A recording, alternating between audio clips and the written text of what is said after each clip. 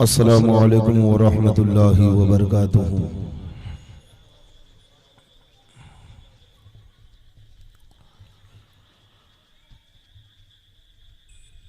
अल्हम्दुलिल्लाह अल्हम्दुलिल्लाहिल्लज़ी अब्दल अफ़लाक वल अर्दी वस्सलातु अला मन कान नबिय्यन व आदमु बैनल माइ वत्तीन व आलिही व अस्हाबिही अजमईन अम्मा बअद। क़ाल अल्लाहु तआला फ़ी क़ुरानिल मजीद फ़अऊज़ु बिल्लाहि मिनश शैतानिर रजीम बिस्मिल्लाहिर रहमानिर रहीम। व अम्मा बिनिअमति रब्बिका फ़हद्दिस। सदक़ल्लाहु मौलाना अज़ीम व बल्लगना रसूलुहुन नबियुल करीम व नहनु अला ज़ालिका लमिनश शाहिदीन वश्शाकिरीन वल्हम्दुलिल्लाहि रब्बिल आलमीन। बारगाह रिसालत में दरूद पाक का हदिया पेश करें। अल्लाहुम्मा सल्लि व सल्लिम बारिक अला सय्यिदिना मौलाना मुहम्मदिन तिब्बिल क़ुलूब व दवाइहा व आफियतिल अब्दानी व शिफाइहा व नूरिल अबसारी व ज़ियाइहा व आलिहि व अस्हाबि दाइमन अबदा। गौसे आज़म बमने बेसर समा मददे क़िबला दी मददे काबे इमा मददे। वाह क्या जूदो करम है शहे बतहा तेरा। बेदार हैं आप? सुभान अल्लाह के लिए।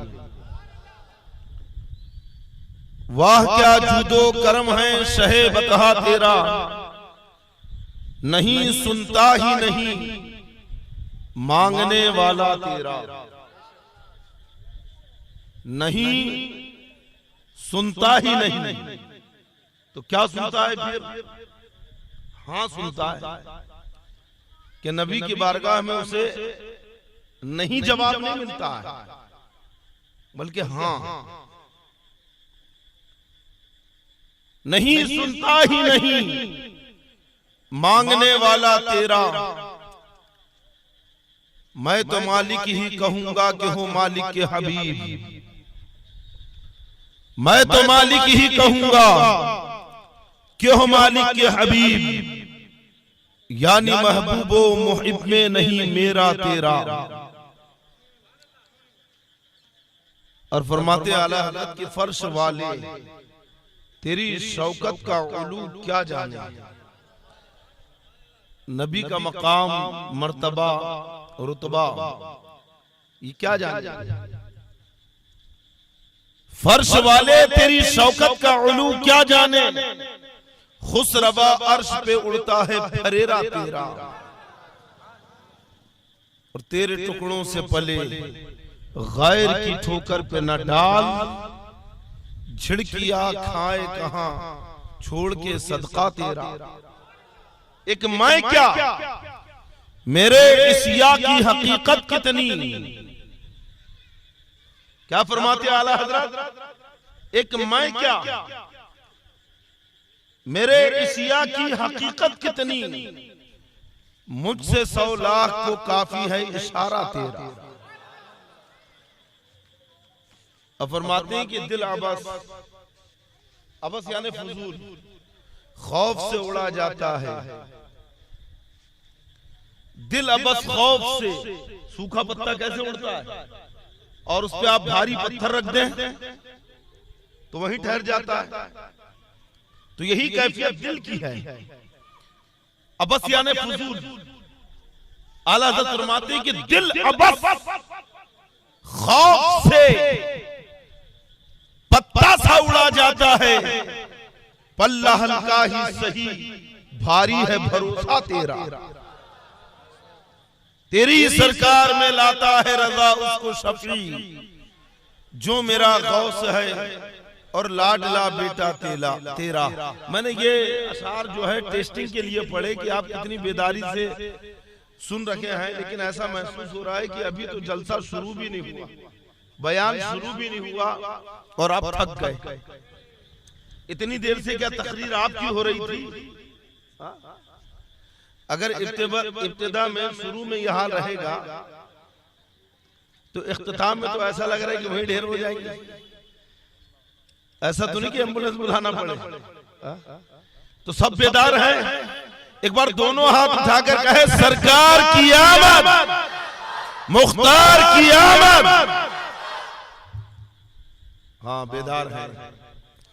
रब तबारक व तआला ने अपने बंदों को तहदीसे नेमत का हुक्म दिया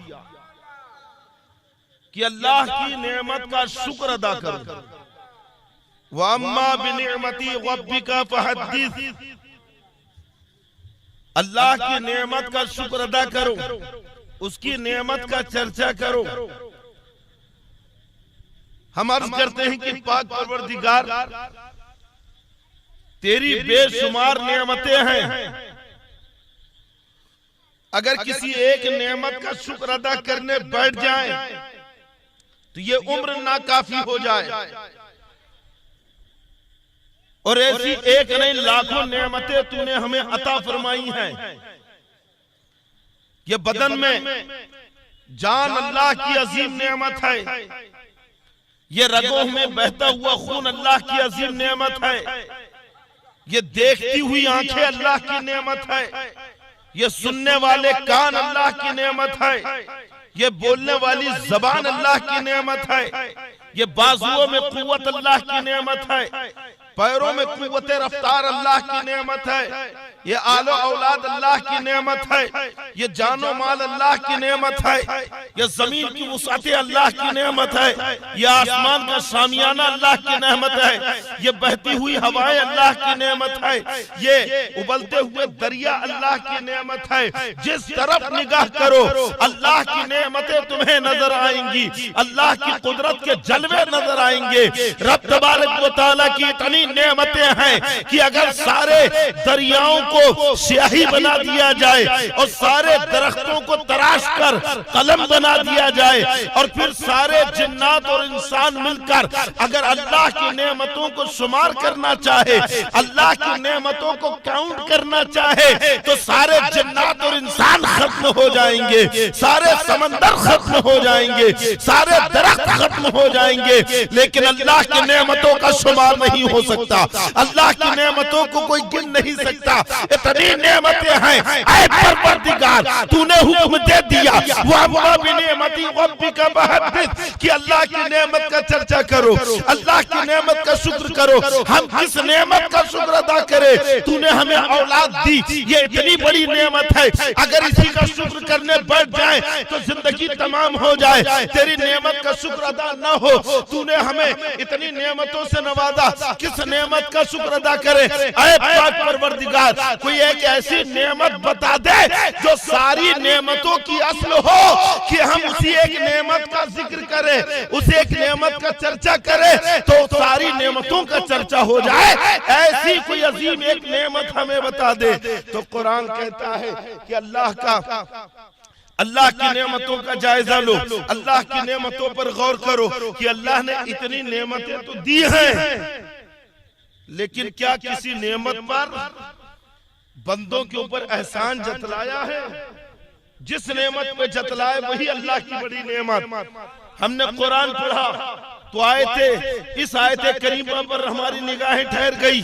रब फरमाता है लक़द मन्नल्लाहु अलल मुमिनीना इज़ बासा फीहिम रसूला, कि अल्लाह ने लक़द मन्नल्लाह, अल्लाह ने एहसान किया। मन्ना यानी एहसान करना। रब एहसान फरमा रहा है, रब एहसान कर रहा है अलल मुमिनीन, ईमान वालों को, ईमान वालों के ऊपर रब का एहसान है। किस बात का एहसान है? इज़ बासा फीहिम रसूला, कि उनमें अपना महबूब रसूल भेज दिया, उनमें अपना पसंदीदा रसूल भेज दिया। तो गोया इससे पता चला कि सारी नेमतों की असल मुस्तफा जाने रहमत है, सारी नेमतों की असल नबी मुख्तार है कि अल्लाह ने इतनी नेमतें दी, लेकिन किसी नेमत पर एहसान न बताया, अपने नबी को भेजा तो एहसान बताया। फरमाया। तो गोया सारी नेमतों की असल अल्लाह ने अपने महबूब को बताया। अब हुक्म ये है कि नबी की मोहब्बत का चर्चा करो, नबी का जिक्र करो, नबी की आमद पर अल्लाह का शुक्र मनाओ, सारी नेमतों का शुक्र अदा हो जाएगा।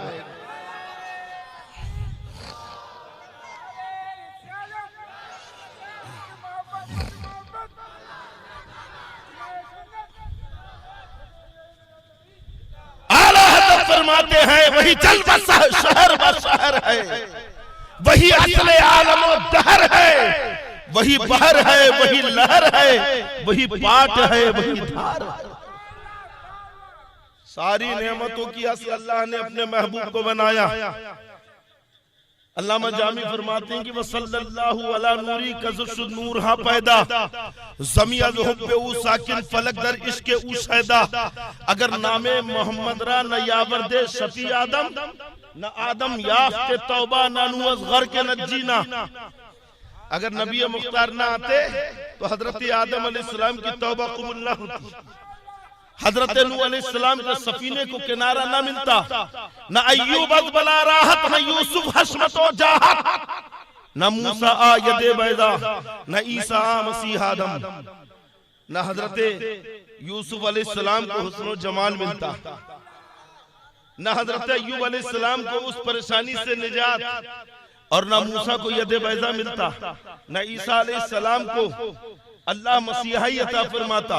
ये सारे जलवे हैं नबी करीम सल्लल्लाहु अलैहि वसल्लम के कि रब तबारक व तआला ने सारे अंबिया इकराम को जो खूबियां तन्हा तन्हा फर्दन फर्दन अता फरमाई, आंचे खूबा हमादारन तू तन्हा दारी, वो सारी खूबियां समेट कर तन्हा मुस्तफा जाने रहमत को अता फरमा दी। यानी वो खूबियां, वो भलाइयां और वो मोजज़ात, वो कमालात जो 1,24,000 कमोबेश अंबिया किराम में बिखरे हुए हैं, अल्लाह ने तन्हा अपने महबूब को अता कर दिया। क्या समझे कि अगर बिखर जाए तो 1,24,000 कमोबेश अंबिया की जमात नजर आए, और यही कमालात अगर समेट जाए तो तन्हा खातिम मुस्तफा नजर आए।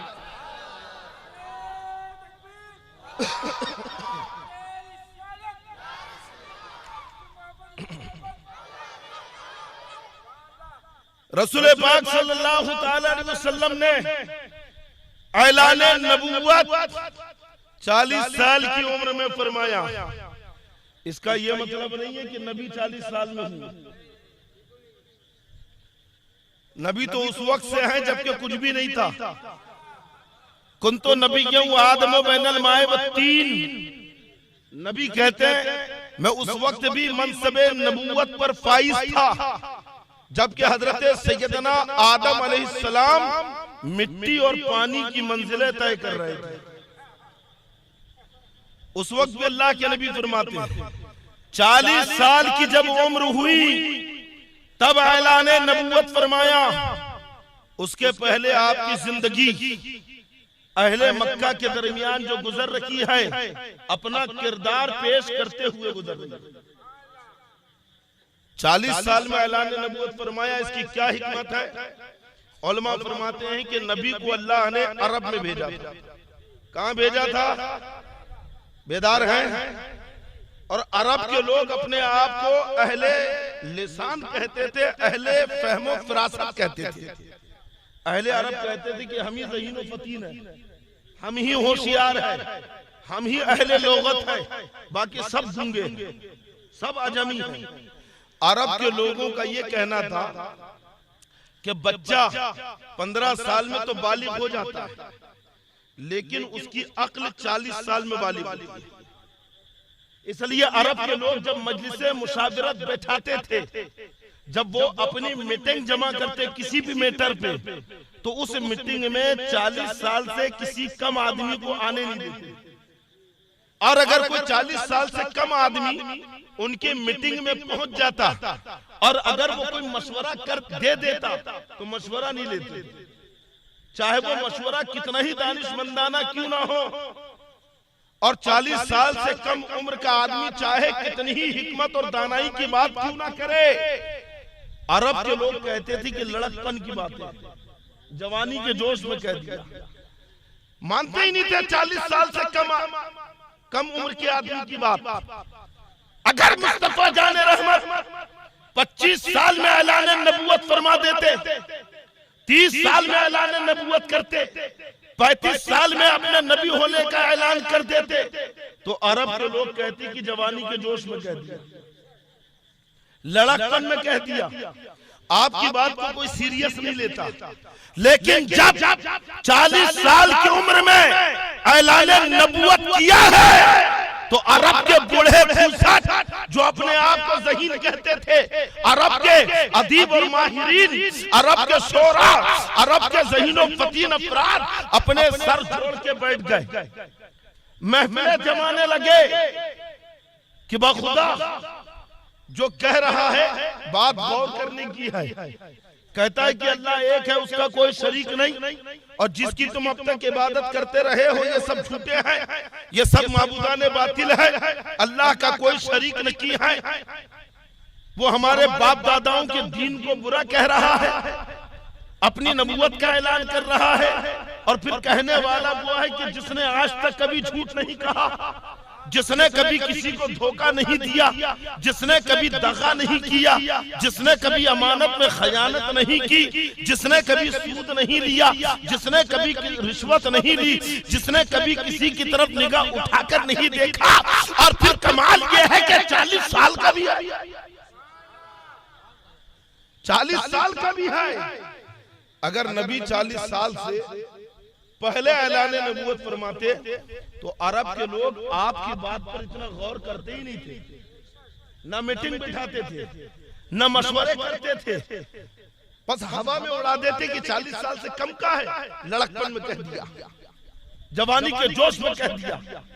लेकिन जब 40 साल में ऐलान नबूवत किया तो अरब के लोगों को गौर करना पड़ा कि जो औसाफ एक नबी के होते हैं वो सारे औसाफ इनमें मौजूद हैं, और फिर 40 साल के भी हैं। जल्दबाजी में ये कोई फैसला नहीं कर सकते, ना हम ये कह सकते हैं कि इन्होंने जवानी के जोश में कुछ कह दिया है। अरब के लोगों को गौर करना पड़ा।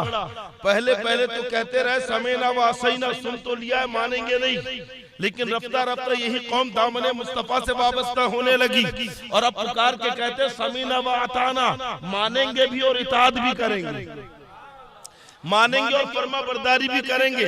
तो ये जो 40 साल का पीरियड नबी करीम सल्लल्लाहु अलैहि वसल्लम का मक्के शरीफ में गुजरा है, ये 40 साल का जमाना गोशा नशीनी में नहीं गुजरा है, ये 40 साल का जमाना लोगों से कटकर अलग सलग जिंदगी गुजारने में नहीं आपका ये जमाना गुजरा है। आपने जंगलों में ये जमाना नहीं गुजारा है, बल्कि अहले अरब के बीच में रहकर 40 साल जमाना आपने गुजार कर अपना किरदार पेश किया है। लोगों को जीना नहीं आता था, आपने जीना सिखाया है। लोगों को बोलना नहीं आता था, आपने बोलना सिखाया है। लोगों के किरदार को आपने कैसे बुलंद किया जाए उसकी तालीम दी है। ये 40 साल दौर इंसान को इंसानियत सिखाने में आपका गुजरा है। अहले मक्का बहुत ही ज्यादा गुरूर और तकब्बुर के शिकार थे, अपने आगे वो किसी को कुछ नहीं जानते थे। अच्छा, फिर वहां पे कोई हुकूमत नहीं, कोई सल्तनत नहीं, कोई बादशाहत नहीं, कोई लॉ और कानून नहीं। जो कबीला ताकतवर होता उसी की बालादस्ती चलती, छोटे कबीलों को वो दबाता, लोग उनसे डरते। बाज़ाब्ता कोई हुकूमत नहीं, कोई कानून नहीं। रसूल पाक सल्लल्लाहु अलैहि वसल्लम की उम्र पाक 20 साल की है। कितने साल की है? 20 साल की। मक्के में एक शख्स आया तिजारत के लिए, आस इब्ने वाइल ने उससे माले तिजारत लिया और पैसे नहीं दिए। वो बड़ा परेशान आस के दरवाजे पे गया, उसने हकाल दिया कि जो बनता है कर ले, तेरा पैसा मैं तुझे नहीं दूंगा। वो अपने कबीले में गया और जाके कहता है कि मेरी मदद करो। कुरैश के एक फर्द ने मेरे पैसे रख लिए हैं, माल ले लिया, पैसा नहीं दिया, मदद करो। वो कहते हैं कि कुरैश बहुत ताकतवर कबीला है, उनकी 12 शाखें हैं, हम उनसे लड़ नहीं सकते, लिहाजा तू अपना पैसा भूल जा। गरीब आदमी था, परेशान हुआ, मक्के शरीफ में एक एक के पास गया, लेकिन किसी ने उसकी बात ना सुनी। आखिर में वो एक टीले पे चढ़ा, हरम की तरफ मुंह करके कहता है सुबह का वक्त है, लोग टोलियां बनाकर बैठे हुए हैं, हल्का बनाकर गपशप कर रहे हैं। वो पहाड़ी पे खड़े होकर कहता है कि आए मक्के वालों, क्या तुमने कोई शर्म और गैरत वाला नहीं है? क्या किसी के अंदर हमियत बाकी नहीं है? मैं एक गरीब ताजिर हूँ, मुसाफिर हूँ, तुम्हारे इस शहर मक्का में मुझे लूट लिया गया है, मेरा माल छीन लिया गया है, माल की रकम अदा नहीं की जा रही है, मुझे इसी जमीन के ऊपर इस हरम में लूटा गया है। सबसे पहले उसकी बातें जिसके दिल में उतरी थी वो जुबैर इब्न अब्दुल मुत्तलिब हैं, वो रसूलुल्लाह के चचा हैं। वो उठे और कहते हैं कि तेरे साथ किसने ज्यादती की है? कहता है कि आस इब्न वाइल ने। कहा ठीक है। हजरत जुबैर इब्न अब्दुल मुत्तलिब ने तमाम कुरैश के दिगर कबीलों को, दिगर शाखों को जमा किया और अब्दुल्ला इब्न जदान के घर एक मीटिंग हुई। उस मीटिंग में खुद रसूल पाक सल्लल्लाहु अलैहि वसल्लम भी शामिल है, सरकार भी उस मीटिंग में मौजूद है। और वहां पर फिर सारे कुरैश के अफराद मिलकर एक कानून बनाते हैं, एक लॉ मुरतब करते हैं, एक निजाम तैयार करते हैं कि अगर किसी के ऊपर अरब में जुल्म होगा तो कुरैश उसकी मदद करेंगे, मजलूम को इंसाफ दिलाएंगे। का ठीक है। सबसे पहले इस हल्फ के ऊपर किसी ने लब्बैक कहा तो मुस्तफा जाने रहमत की जात है। इस हल्फ को हल्फुल फजूल कहते हैं। हल्फुल फजूल क्यों कहते हैं? क्योंकि इससे पहले बनु जुरहम ने ऐसे ही एक नियम उन्होंने बनाया था, और जिन्होंने ये निजाम और नियम बनाया था वो 3 लोग थे और तीनों का नाम फजल था। तीनों का नाम फजल था, तो उन्हीं के नाम से ये हल्फुल फजूल कहलाया। अब चूंकि बनु जुरहम ने जो कायदा बनाया था, तो इस जमाने में जो कायदा बना ये उन्हीं के मुताबिक था, इसके अंदर नियम बिल्कुल वैसे ही थे, तो इसका नाम भी हल्फुल फजूल रख दिया गया। इस्लाम के ज़हूर के बाद मदीना शरीफ में अक्सर रसूल पाक सल्लल्लाहु अलैहि वसल्लम फरमाया करते थे कि अब्दुल्ला इब्न जदान के घर जो मुआहिदा तैयार हुआ था, आज भी अगर मुझे कोई पुकारे उसके लिए तो मैं लब्बैक कहता हुआ नजर आऊंगा। ज़माने इस्लाम में अल्लाह के नबी दौरे जिहालत के अगर किसी काम की तारीफ फरमाते थे तो हल्फुल फजूल की तारीफ फरमाते थे। आप फरमाते हैं कि अरब के जोहला ने एक ऐसा कानून बनाया था कि जिसमें मजलूमों को इंसाफ दिलाया जाता था, जरूरतमंद की मदद की जाती थी। अब अब्दुल्ला इब्न जदान के यहाँ से सब उठे और जाकर आस इब्न वाइल के घर का घेराव कर दिया और कहा कि तू इसका माल दे। उसे माल देना पड़ा क्योंकि कुरैश के बड़े बड़े लोग, नौजवान सब थे और खुद मुस्तफा जाने रहमत थे। 20 साल की उम्र है मेरे मुस्तफा की। दिया। फिर अल्लाह के नबी सल्लल्लाहु अलैहि वसल्लम ने सारे कुरैश के नौजवानों को जमा किया। मैंने पहले कह दिया कि नबी की जिंदगी 40 साल जिंदगी ऐलान नबूवत के पहले की जिंदगी गोशा नशीनी में नहीं गुजरी है, एतिकाफ करते हुए नहीं गुजरी है, जंगलों में नहीं गुजरी है, लोगों से कतई ताल्लुक करके तन्हाई में नहीं गुजरी है, बल्कि समाज के बीच में रहकर गुजरी है, लोगों की मदद करते हुए गुजरी है। अरब के उस खतरनाक माहौल में रसूलुल्लाह की जिंदगी गुजर रही है। आपने तमाम नौजवानों को लिया, हरम पाक पहुंचे और फिर कहा कि हल्फुल फजूल के ऊपर हम कायम रहेंगे, मुआहिदा करो तुम। सबने मिलकर वादा किया और फिर हजरे अस्वद को आबे जमजम से धोकर सबने वो पानी पिया और पानी पीकर अपने मुआहिदे को पुख्ता किया कि हम इस हल्फ से हटेंगे। मक्के शरीफ में एक ताजिर आया अपनी जवान बेटी के साथ, बदवी था, गांव का रहने वाला था, हज के लिए आया था।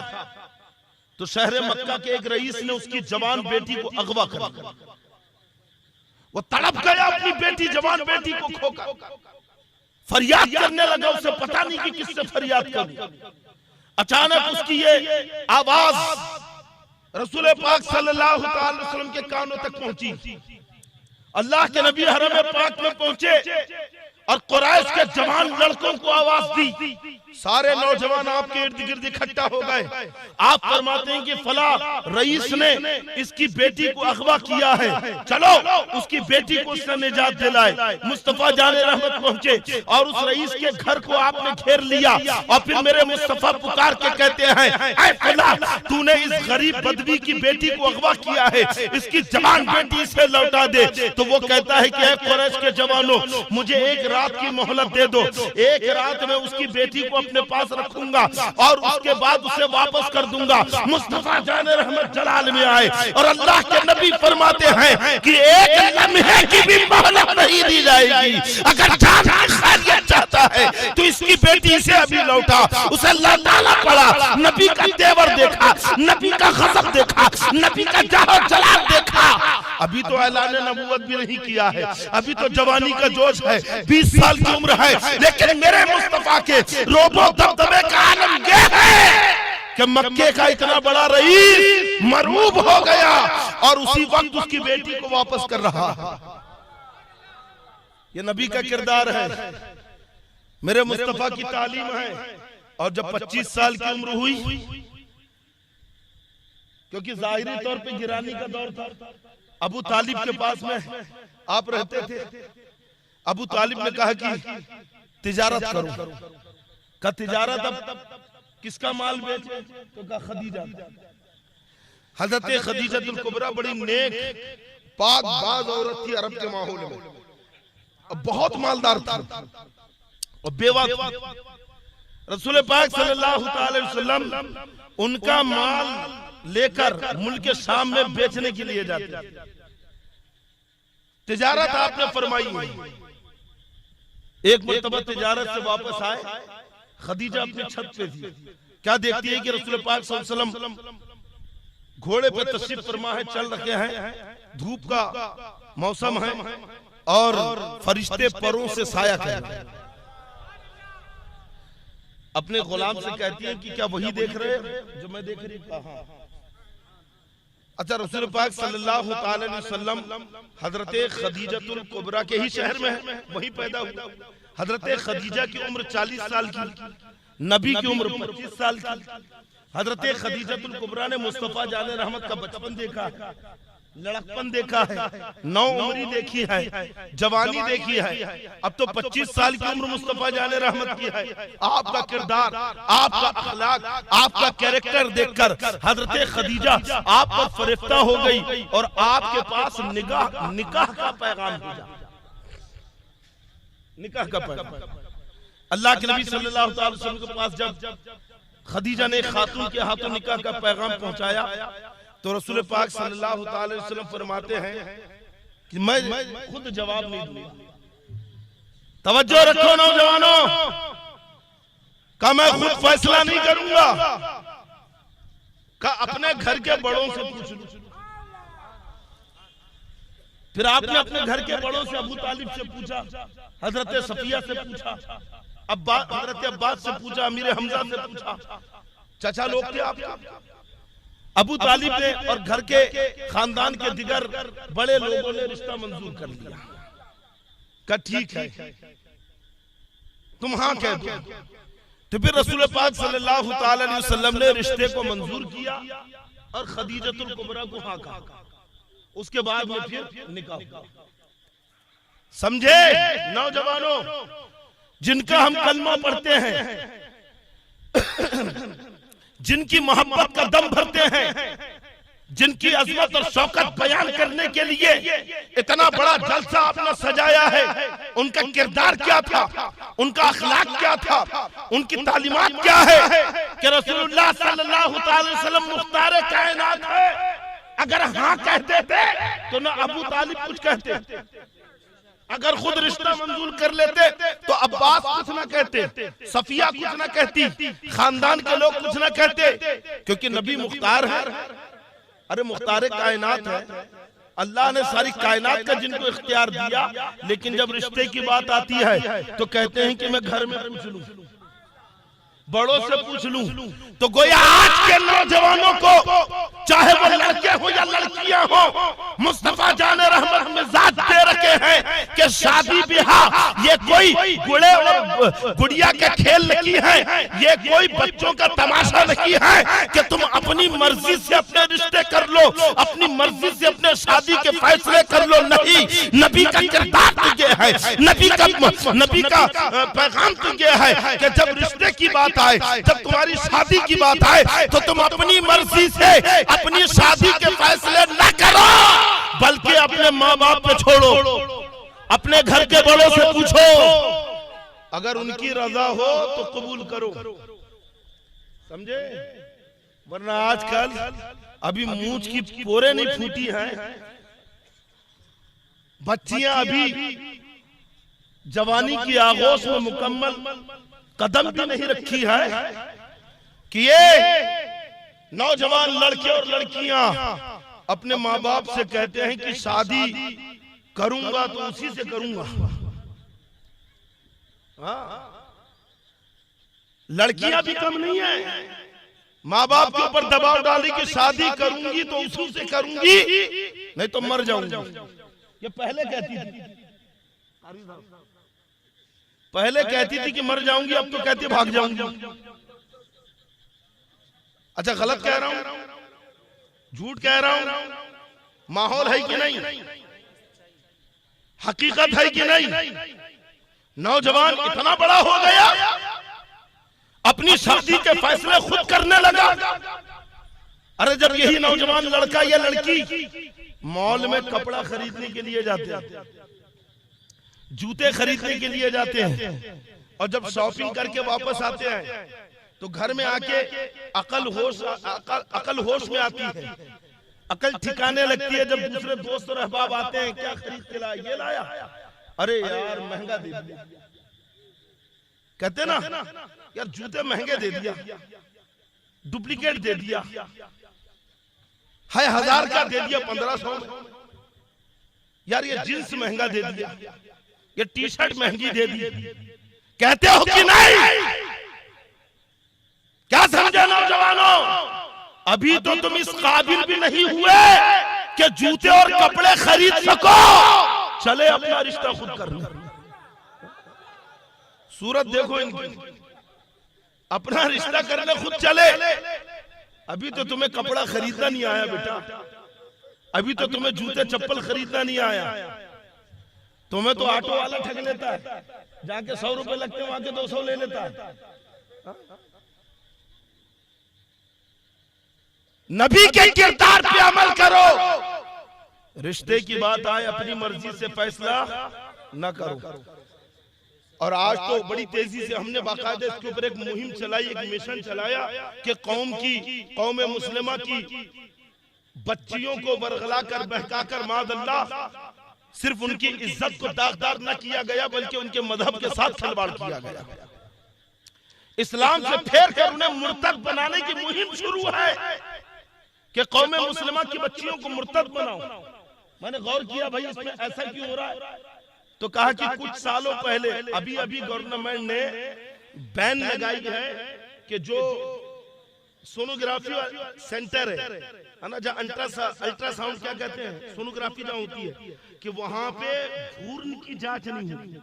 भ्रूण समझते हैं, हमल, वहां लिंग नहीं बताया जाएगा कि बच्चा जो पेट में है ये लड़का है या लड़की। ये अभी आपको हॉस्पिटल में लिखा हुआ दिखेगा, कुछ सालों पहले नहीं था। खूब सोनोग्राफी कराई गई और उसमें पता चला कि हमल पेट में जो लड़की है तो उसे गिरा दिया। दूसरी कौमों ने बहुत हमल जाया किए, लड़कियों की कमी हो गई उनके यहाँ, तो अब क्या करें? तो कहा डोरे डालो मुस्लिम कौम की बच्चियों पर। मिशन बना लिया गया, बच्चियों की ज़हनियत को तब्दील किया गया। और सबसे बड़ा इसमें किरदार अगर किसी ने निभाया है तो वो सोशल मीडिया ने, कि तुमने अपनी बच्चियों के हाथ में, बेटियों के हाथ में मोबाइल पकड़ा दिया। अब मोबाइल के जरिए लड़कियों के कांटेक्ट बढ़ गए, मोबाइल के जरिए उनके जहन खराब हो गए, इज्जत तो दागदार हुई, लड़कियां इस्लाम से फिर गई, मुर्तद हो गई। इसके पीछे कई बुनियादी वजह है। सबसे बड़ी जो वजह नजर आती है वो है मोबाइल, और दूसरी वजह है लड़की की, आपकी बेटी की सहेलियां, बुरी सहेलियां। आपको अपनी बच्ची को हर चीज से बचाना है और यह भी देखना है कि उसका हल्का अहबाब क्या है, बच्ची का बैकग्राउंड क्या, उसका दोस्ताना किन लोगों से है, उसकी सहेलियों का मिजाज क्या है, यह भी आपको समझना है, समझे। और बच्चियों के भागने की एक वजह यह भी है कि हम अपने नाम और शानो शौकत के लिए कि बच्ची की शादी धूम से करेंगे, अच्छे से करेंगे, पूरा मोहल्ला देखता रह जाए, तो दिखावे के चक्कर में शादी में ताखीर हुई, अब बच्चियां फरार। तो बच्चियों के भागने की एक वजह शादी में ताखीर। अरे यार सो तो नहीं रहे यार, बेदारी से सुन रहे हैं भाई, मैं कौम का दर्द बयान कर रहा हूं, समझे। जो हो रहा है हकीकत में आंख से खून की आंसू टपकते हैं जब ये हालात सामने आते हैं। जब कोई नौजवान आके सोशल मीडिया पे कहते हैं कि देखिए हजरत, इतनी बच्चियों ने कोर्ट में मैरिज के लिए, कोर्ट मैरिज के लिए इतनी लड़कियों ने दायर करके रखा है, अप्लाई करके रखा है। बड़ा दर्द होता है जब कौम की बच्चियों के हालात उभर के सामने आते हैं। इसका सद्देबाब करना जरूरी है, गौर और फिक्र करना जरूरी है।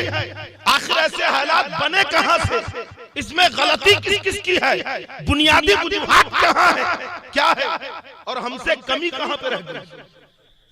मोबाइल सबसे बड़ी गलती, लड़कियों का दोस्ताना ये दूसरी वजह, बच्चियों की शादी में ताखीर ये तीसरी वजह, और चौथी वजह है लड़के वालों का मुंह फाड़ फाड़ कर जहेज मांगना, हुंडा मांगना। अब बेचारा लड़की वाला गरीब जायज इकट्ठा कर रहा है, लड़की 20 की हो गई, 22 की हो गई, 25 की हो गई, बेटी भी इंतजार कर रही है कि अब अब्बा बिहाएंगे, तब अब्बा बिहाएंगे, 27 की हो गई, कोई हाथ मांगने वाला नहीं। लड़की ने भी देखा कब तक मैं अपनी जवानी को सुलगाती रहूंगी, तो बस उसके नजरियात बहके, उसके ख्यालात बदले, उसके नजरियात बदले, दूसरे से कांटेक्ट हुआ, उसके साथ छोड़ गई। बंद करो समाज में और मुस्लिम माशरे में दूसरों के रसूमात, बंद करो ये जहेज मांगना।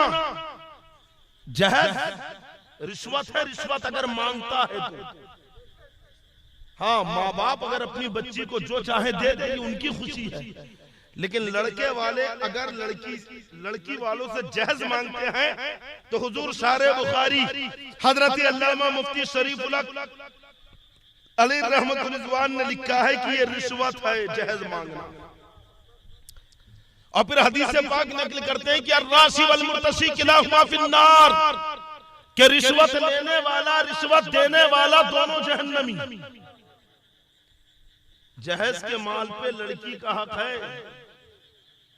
हाँ, अब चूंकि लड़की ससुराल में रह रही है तो मानवी तौर पर उसके इस्तेमाल की सबको इजाजत है जो उस घर में रहते हैं।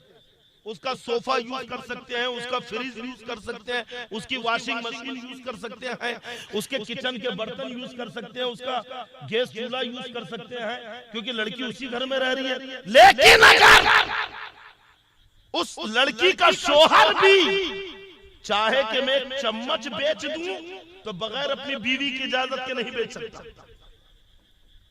जहेज का माल है, लड़की का माल है, बगैर उसकी मर्जी के, उसकी इजाजत के शोहर अपनी बीवी के जहेज का एक चम्मच भी नहीं बेच सकता है। बंद करो ये 5 लाख दे दो, ना 10 लाख दे दो, ना 2 लाख दे दो, ना गाड़ी दे दो, ना कार दे दो, माज़अल्लाह। ये दुनिया भर के खुराफात रसूमात, इसकी वजह से बच्चियों की शादी में ताखीर हो रही है, और शादी में ताखीर की वजह से बच्चियां अपना ईमान और अकीदा खो रखी है, उनकी इज्जत दागदार हो रखी है, कौम मुस्लिमा को बदनामी का सामना करना पड़ रहा है। अच्छा, एक रस्म और हमारे यहाँ तो चलती है, पता नहीं आपके यहाँ है या नहीं, है क्या? जोड़े की रस्म।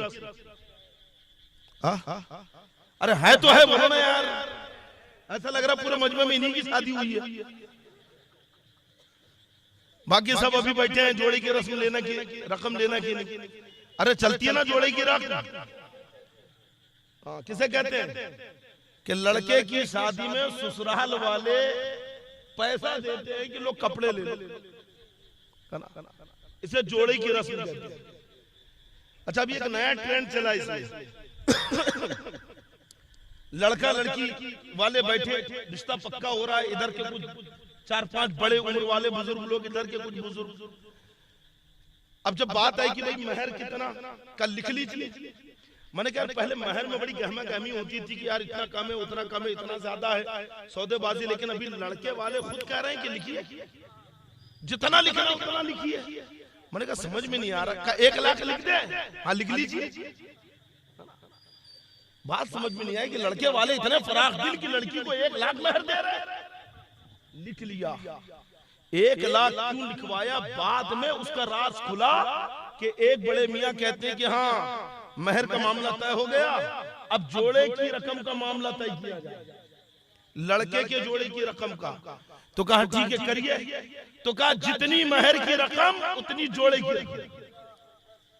मैंने कहा अब समझ में आया कि ये लड़के वाले क्यों कह रहे थे कि लिखिए, जितना लिखना उतना लिखिए। सौदेबाजी हो रही है आजकल शादी ब्याह के मामले में। का जितनी महर की रकम, आपने 1 लाख महर की रकम लिखी है तो जोड़े की रकम लड़की वाले 1 लाख देंगे। अच्छा, जोड़े की रकम कैसी? तो कहा बिल्कुल कैश, कैश ऑन टेबल सामने आ रही है, और गूगल पे, फोन पे, ये सब कुछ नहीं, चेक भी नहीं, कैश दीजिए यहाँ पे। और कहा महर की रकम, तो कहा लिखिए रफ्ता रफ्ता।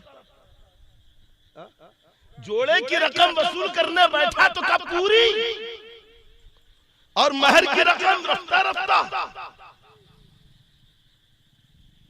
अच्छा, जोड़े की रकम लेना कि लड़के वाले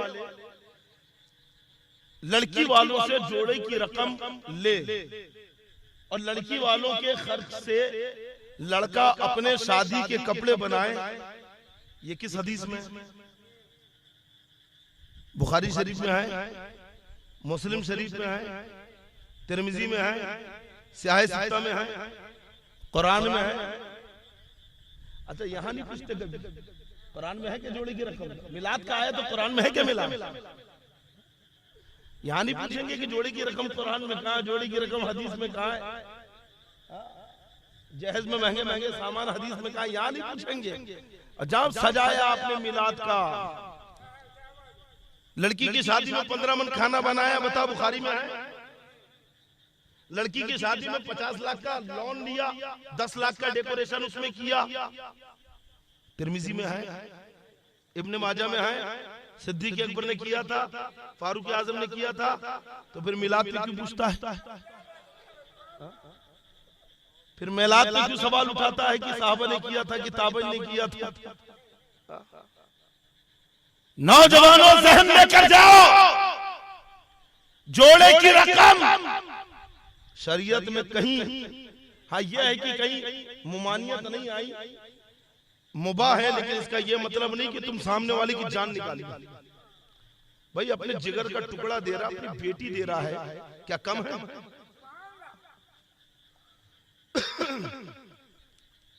और किस बेस पर तुम जहेज मांगते हो? मांगना तो जायज ही नहीं है, क्योंकि मांगता मालदार थोड़ी है, मांगता तो भिखारी है। शेख सादी रहमतुल्लाह अलैह फरमाते हैं कि मालदारी माल का नाम नहीं, दिल की बेनियाजी का नाम है। अगर किसी के पास 10 रुपए हो और आप उससे कहे कि भाई 1000 रुपए और चाहिए, वो कहते कि नहीं चाहिए, तो शेख सादी कहते हैं कि हाँ ये मालदार है। और किसी के पास करोड़ों रुपए हो और उसे आप कहें कि भाई लाख 2 लाख और चाहिए, वो कहे कि हाँ चाहिए, तो हजरत शेख सादी रहमतुल्लाह अलैह कहती कि वो भिखारी है, क्योंकि नहीं चाहिए कि मालदार कहता है और चाहिए तो मालदारी माल होने का नाम नहीं, दिल की बेनियाजी का नाम। हजरत मौला अली रजी अल्लाह तआला अन्हु सैयदा तैयबा ताहिरा फातिमा ज़हरा रजी अल्लाह तआला अन्हा के पास तशरीफ लाए, कहा कि फातिमा, मुस्तफा जाने रहमत के पास कुछ गुलाम और बांदिया आए हैं माले गनीमत के तौर पे, जाओ एक बांदी तुम मांग के ला लो, क्योंकि तुम अकेले काम करती हो, मेहनत करती हो, हाथ में छाले आ जाते हैं। हजरत फातिमा कहती है ठीक है, गई आप रसूलुल्लाह सल्लल्लाहु अलैहि वसल्लम की बारगाह में, कहा कि अल्लाह के नबी, एक बांदी अगर दे दे मैं बड़ी थक जाती हूँ। तो सरकार ने कहा कि इन गुलाम और बांदियों पर ए फातिमा तुमसे ज्यादा बदर के उन यतीम है ना, उन शोहदा के यतीम बच्चों का हक है। हाँ मैं तुम्हें एक वजीफा देता हूँ कि तुम हर रोज 300 मरतबा 33 मरतबा सुभान अल्लाह, 33 मरतबा अल्हम्दुलिल्लाह और 34 मरतबा अल्लाहु अकबर। हजरत फातिमा आ गई। मौला अली कहते हैं कि फातिमा क्या नबी ने कुछ दिया नहीं? का दिया। का क्या? का ये वजीफा। मौला अली भाग कर नबी की बारगाह में आए, अर्ज करते हैं या रसूल अल्लाह, क्या ये वजीफा सिर्फ फातिमा के लिए है कि अली के लिए भी है? का अली के लिए भी है। फिर कहते हैं या रसूल अल्लाह कि ये वजीफा सिर्फ अली और फातिमा के लिए है या पूरी कायनात के लिए है? नबी मुख्तार कहते हैं कि मेरी सारी उम्मत के लिए। अब यहाँ पे उलमा फरमाते हैं कि हजरत फातिमा नबी की बारगाह में गई, नबी अगर एक बांदी दे देते तो कुछ नहीं होता, दे सकते थे, लेकिन ना देकर नबी ने उठने वाले फितने को दबाया है, फितने के दरवाजे को बंद किया है। क्या उस दिन अगर नबी हजरत फातिमा को बांदी दे देते तो दुनिया कहती कि अली ने फातिमा से कहा, दामाद ने अपनी अहलिया से कहा कि जाओ ससुरे से माल मांग के लाओ, दलील बनाते कि नहीं? और नबी दे देते तो फिर ये जहेज के लालची लोग कहते हैं कि जहेज मांगना अली की सुन्नत है और देना नबी की सुन्नत। जहेज मांगने को लोग सुन्नत करार देते, इस फितने को दबाना था, इसलिए मेरे मुस्तफा ने फातिमा के कहने पर बांधी नहीं दी। समझ गए? ये इतना बड़ा मामला है। और ये वजह है बच्चियां आज जो भाग रही हैं, इस्लाम से फिर रही, उसकी एक वजह ये भी तो बचेंगे इंशाअल्लाह जहेज मांगने से और जोड़े की रकम से। अरे भाई तुम्हारी शादी, तुम्हारे बच्चे की शादी, और नौजवान मैं कहता हूं तेरी शादी, और दूसरों के पैसों से कपड़े पहनेगा, दूसरों की कमाई का कपड़ा पहनेगा। शादी तेरी है, खुशी तेरी है, और शादी की खुशी एक अलग खुशी है। ये है कि नहीं? शादी की खुशी तो अलग खुशी है, जिंदगी की एक अहम खुशी है, और उसमें तुम दूसरों का दाग लगाओगे। अच्छा पहनते तो पहनते हैं, फिर शर्माते भी है। किसी ने देखा यार घड़ी बड़ी जबरदस्त है, 50,000 की घड़ी है, ससुराल की है क्या? तुम्हें गर्दन भी झुका देता शर्म से। पहन भी रहे हैं, अरे यार जूते बड़े महंगे दिख रहे हैं, ससुराल के हैं क्या? तो शर्म से गर्दन भी झुका रहे हैं। अरे जब पहन रहे हो तो फख्र से बोलो कि हाँ मेरे ससुरे ने दिलाया है, मेरे ससुरे ने घड़ी दिलाई है, बोलो फख्र। और नहीं बोल सकते जब शर्म आ रही है तो भी तुम पहनते क्यों हो?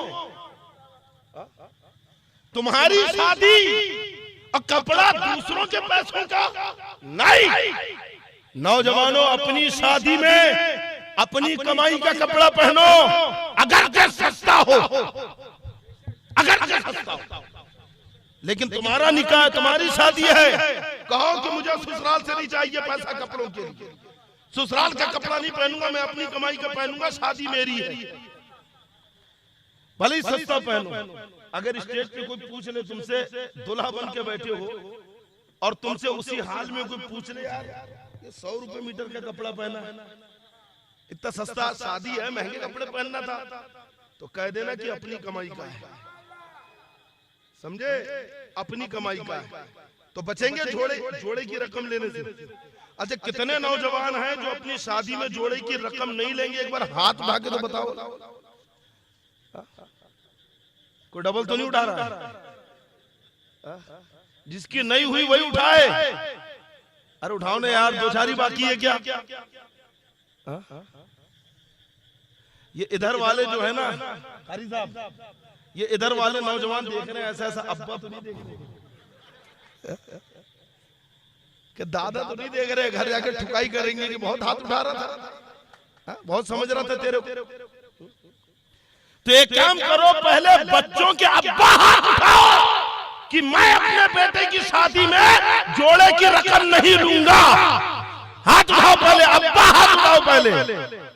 अरे उठाओ दोनों हाथ कि मैं अपने बेटे की शादी में जोड़े की रकम नहीं लूंगा, अपने बेटे की शादी में जहेज की मांग नहीं करूंगा, अपने बेटे की शादी में पैसों की डिमांड नहीं करूंगा। बेटियां तुम्हारे यहाँ पे भी है, बच्चियां तुम्हारे भी घर में है।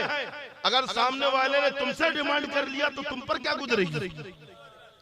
समाज का ताना बाना इसी से बना हुआ है। आप दूसरे की बेटी ला रखे हो तो आपकी बेटी भी किसी के घर जाएगी। समाज से ये जहेज की बुराइयां निकाल के फेंको, ये जोड़े के रकम की बिदअत निकाल के फेंको और शादी को सादी बनाओ। समझे?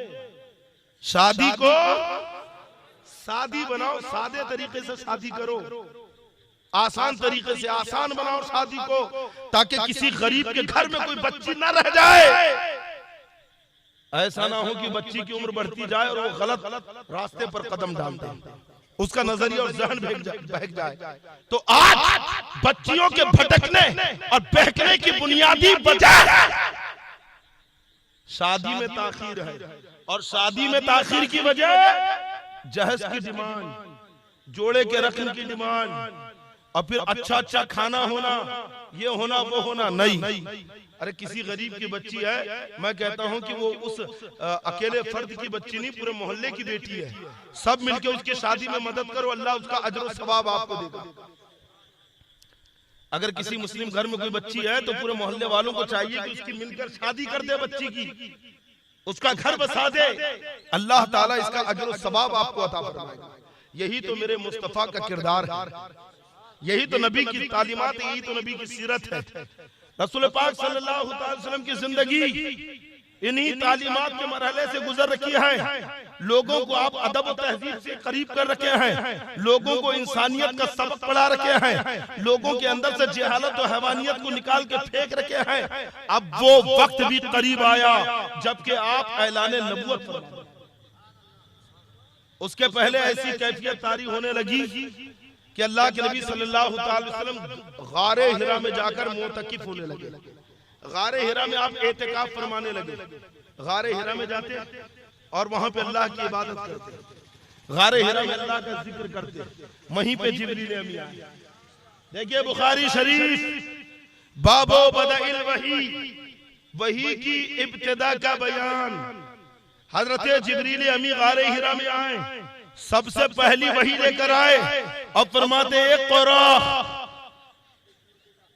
यही है ना पहली वही, पहली आयत क्या कुरान की? इक़रा का पढ़िए, पढ़। पहली आयत ही तालीम से शुरू हो रही है। क्या मतलब? अच्छा, नबी के जरिए कौम को पैगाम दिया जा रहा है, इक़रा, पढ़। अनपढ़ मत रहे, पढ़। जाहिल मत रहे, पढ़। दीन के करीब आ। और हमारे यहाँ तो सोचता है कि यार 12th पढ़ लिया, बहुत पढ़ लिया। आज के दौर में बेटा अगर 12th पास किया है और सोचता बहुत पढ़ लिया तो कुछ नहीं पढ़ा, अभी तो तूने सिर्फ सिग्नेचर करना सीखा है। और अगर 10th पढ़ लिया तो अभी भी नहीं पढ़ा, अभी तो सिर्फ तूने ये सीखा है कि कागज में अंगूठा कहाँ लगाया जाता है। हमारे यहाँ पे बच्चियों के बहकने की एक वजह ये भी है कि बच्चियां खूब पढ़ रही है, लड़के जो है तो वहीं रह जा रहे हैं। दूसरी कौम के लड़के पढ़कर माशाअल्लाह लड़कियों को अपने करीब कर ले रहे हैं। अच्छा, न दीन का इल्म न दुनिया का इल्म, न दीन से करीब न दुनिया से करीब। और जी रहे हैं दिखावे में, फुल दिखावा। मुंह खोले तब पता चलता है कि कितना पढ़ा। उसके पहले तो ऐसा लगता है किसी कॉलेज का प्रोफेसर है।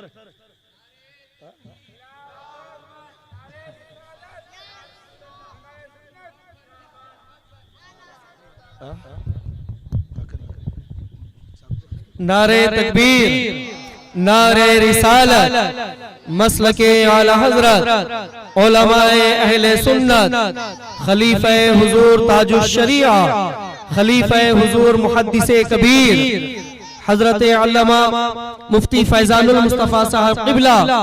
नारे तकबीर, नारे रिसालत।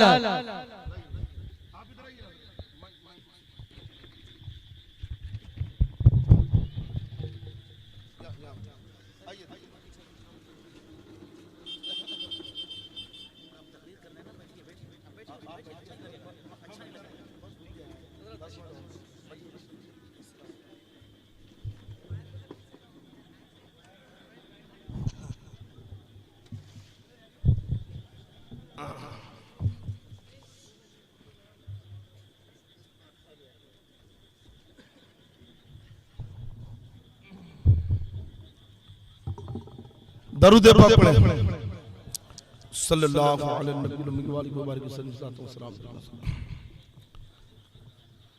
सबसे पहली आयत इल्म के ताल्लुक से हुई। हजरत जिब्रील अमीन तशरीफ लाए का एक क़ुरा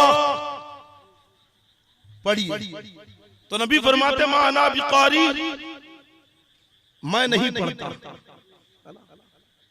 मा अना बिकारी, मैं पढ़ने वाला नहीं, मैं नहीं पढ़ता। तो कुछ लोगों ने इसका तर्जमा ये कर लिया कि मुझे पढ़ना नहीं आता।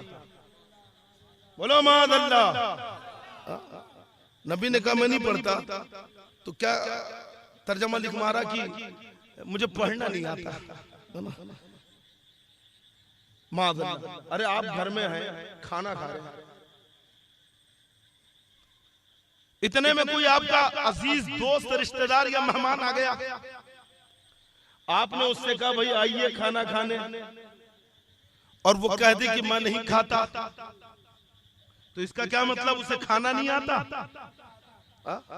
अरे बोलो ना, खाना तो आता है लेकिन अभी नहीं खाऊंगा। तो नबी ने कहा माना बिकारी, पढ़ना तो आता है, पढ़ूंगा नहीं। अल्लाह के नबी फरमाते जिब्रील ने मुझे पकड़ा और दबाया, पूरी ताकत से दबाया, इतना दबाया कि जिब्रील को मशक्कत पहुंची। जिब्रील थक गए और मुझे छोड़ दिया। फिर कहा एक और, नबी ने कहा कि मैं नहीं पढ़ता। फिर दबाया और कहा कि जिब्रील को मशक्कत पहुंची। जिब्रील थक गए और मुझे छोड़ दिया। अच्छा, नबी खुद ना थके, अगर खुद थकते तो अपने भी थकने का जिक्र करते। इसी से नबी की कुव्वत का अंदाजा लगाओ, नबी की शुजाअत और ताकत क्या है कि वो जिब्रील के जब कौम आद को अजाब देने के लिए आए और जमीन और आसमान के बीच से ऐसी चिंगार लगाए कि कौम आद के दिल सीनों में फट जाए और उनके भेजे बहकर मुंह और नाक से बाहर हो जाए। वो जिब्रील के जब कौम लूत पे अजाब देने के लिए आए तो अपनी छोटी उंगली से कौम लूत की बस्ती को उठाया और इतनी ऊपर उठाया कि वहां जहां से उठाया था समंदर की गहराई हो गई, समंदर की तरह गहराई वहां पे बन गई। और फिर ऊपर लिया के पलटा दिया कि वो जमीन जो अगर एक उंगली ऐसी मार दे तो दुनिया को हिला दे, लेकिन जब नबी को दबाते हैं तो खुद ही थक जाते, खुद ही मशक्कत में पड़ जाते हैं। ये मेरे मुस्तफा की शुजाअत है, नबी की कुव्वत है। अल्लाह के नबी सल्लल्लाहु अलैहि वसल्लम पर वही का आगाज हुआ, आपने ऐलान नबूवत फरमाया। और 40 साल की उम्र में ऐलान नबूवत फरमाया। 63 साल की आपकी उम्र हुई है। 23 साल में आपने वो कारनामा अंजाम कर दिखाया है कि कसम खुदा की पूरी दुनिया तक, रहती दुनिया तक कोई इसकी मिसाल नहीं ला सकता कि दुनिया के कोने कोने में, चप्पे चप्पे में इस्लाम की बहारें नजर आ रखी हैं, इस्लाम की अजमतें नजर आ रखी है। कहना पड़ेगा कि हाँ हाँ नबी ने मोजज़ात तो पेश किए, लेकिन नबी का इखलाक बहुत माने रखता था। नबी का किरदार जिसे दुनिया ने देखा है, उसे देखकर ही दुनिया इस्लाम के करीब हुई है। अच्छा, खास बात यह है कि हजरत सैयदना इब्राहीम अलैहिस्सलाम के बाद आपके दो बेटे हैं, इस्माइल अलैहिस्सलाम और इसहाक अलैहिस्सलाम। इस्माइल अलैहिस्सलाम से अरब बसा है और इसहाक अलैहिस्सलाम आपके बेटे हैं याकूब अलैहिस्सलाम, उनके बेटे यूसुफ अलैहिस्सलाम, और आप ही ने बनी इसराइल को मिस्र में बसाया। जितने अंबिया किराम आए, इब्राहीम अलैहिस्सलाम के बेटे इसहाक अलैहिस्सलाम, उनकी औलाद में से तो बनी इसराइल में आए। हजरत मूसा अलैहिस्सलाम बनी इसराइल में आए, हजरत ईसा अलैहिस्सलाम बनी इसराइल में आए, हजरत यहया अलैहिस्सलाम, हजरत ज़करिया अलैहिस्सलाम, सारे अंबिया। और इधर बनी इस्माइल में नबी करीम सल्लल्लाहु अलैहि वसल्लम, है ना, इस्माइल अलैहिस्सलाम के बाद हुजूर रहमत आलम सल्लल्लाहु अलैहि वसल्लम नबी बनके तशरीफ लाए। इधर हजारों साल का फासला और इधर एक के बाद एक। आला हज़रत फरमाते हैं कि कर्नो बदली रसूलों की होती रही। क्या फरमाया? कर्नो बदली रसूलों की होती रही, चांद बदली का निकला हमारा नबी। यहाँ तो एक नबी गए कि दूसरा नबी आ गया, दूसरा नबी गए तीसरा नबी आ गया। अभी पहले नबी की नबूवत का असर खत्म भी नहीं हुआ, पहले नबी की तालीमात का असर खत्म भी नहीं हुआ कि दूसरा नबी आ गया, फिर तीसरे नबी आ गए, फिर चौथे नबी आ गए। लेकिन यहाँ तो हजारों साल गुजर गए। इस्माइल अलैहिस्सलाम के बाद हमारे आका तशरीफ ला रखे हैं, हजारों साल का जमाना है।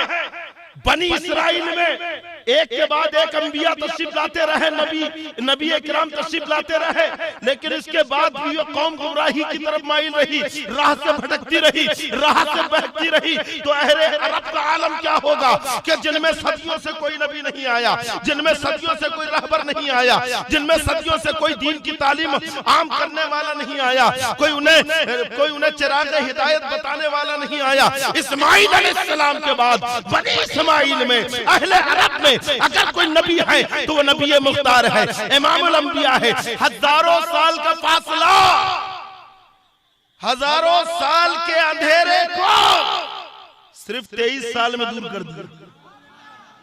इसलिए आला हज़रत फरमाते हैं, सब चमक वाले उजलों में चमका किए, सब चमक वाले उजलों में। अभी एक नबी की चमक खत्म नहीं हुई कि दूसरा नबी, दूसरे नबी की चमक खत्म नहीं हुई कि तीसरा नबी, तीसरे नबी की चमक खत्म नहीं हुई कि चौथा नबी। बनी इसराइल में यके बाद अंबिया किराम आते रहे, यहाँ तो सदियों से कोई नहीं आया। आला हज़रत फरमाते हैं, अंधे शीशों में चमका हमारा नबी। समझे? सब चमक वाले उजलों में चमका किए, अंधे शीशों में चमका हमारा नबी। रसूल पाक सल्लल्लाहु अलैहि वसल्लम की जवानी, आपकी मक्की जिंदगी, आपकी मदनी जिंदगी और जिंदगी का एक एक लम्हा कसम खुदा की तालीम उम्मत के लिए है। अब मैं आखिरी बात तुमसे नौजवानों कहता हूँ कि जिंदगी गुजारने के लिए तुम्हें फिल्मी एक्टरों की नकल करने की जरूरत नहीं है, दुनियावी लीडरों की पैरवी करने की जरूरत नहीं है, दुनियादारों को देखकर जीने की जरूरत नहीं है। अब अगर तुम सही मानों में मुसलमान बनकर जिंदगी गुजारना चाहते हो, अगर तुम अपनी कब्र और अपनी हश्र को रोशन बनाना चाहते हो, तो नबी के किरदार पे अमल करो, नबी की तालीमात पे अमल करो, नबी की सुन्नतों पे अमल करो, नबी के बताए हुए रास्ते पे चलो। अगर नबी की सुन्नतों पे अमल किया तो कसम खुदा की दुनिया भी कामयाब हो जाएगी और आखिरत भी कामयाब करेंगे इंशाअल्लाह। और फिर ऐसे वक्त में, है ना, मन तमस्सका बिसुन्नती इंदा फसादी उम्मती ये तो फसाद का दौर है। आज अगर कोई सुन्नत पे अमल करे तो लोग चिढ़ने लगते हैं, मजाक उड़ाने लगते हैं।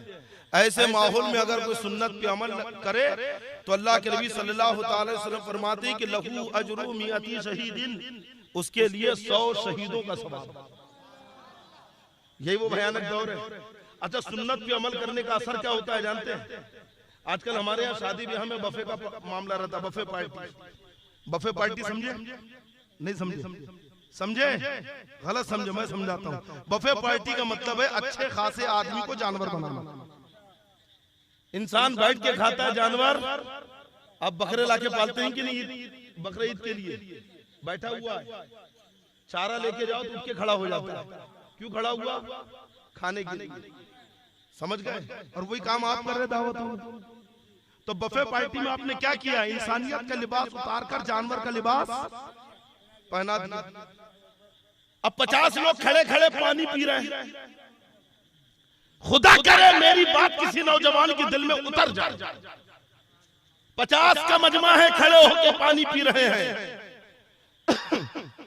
इन 50 लोगों के बीच में अगर कोई नौजवान जाकर बैठकर पानी पी ले तो कसम खुदा की मेरे 1 घंटे की तकरीर वो असर नहीं करेगी जितना उस नौजवान का बैठकर 2 मिनट का ये फेल बैठकर पानी पीना लोगों पर असर करेगा। इसलिए खुद भी सुन्नतों के आदी बनो, अपने बच्चों को सुन्नतों का पाबंद बनाओ और नमाज के पाबंद है ना बन के रहो। पाबंदी से नमाज पढ़ते रहो जमात के साथ। करेंगे इंशाअल्लाह। अल्लाह ताला मुझे हम सबको शरीयत मुताहरा का पाबंद बनाए, बदअकीदों से, बददीनों से, नबी के गुस्ताखों से दूर रहने की तौफीक अता फरमाए और हमारा ईमान पे खात्मा फरमाए। अस्सलामु अलैकुम व रहमतुल्लाहि व बरकातहू।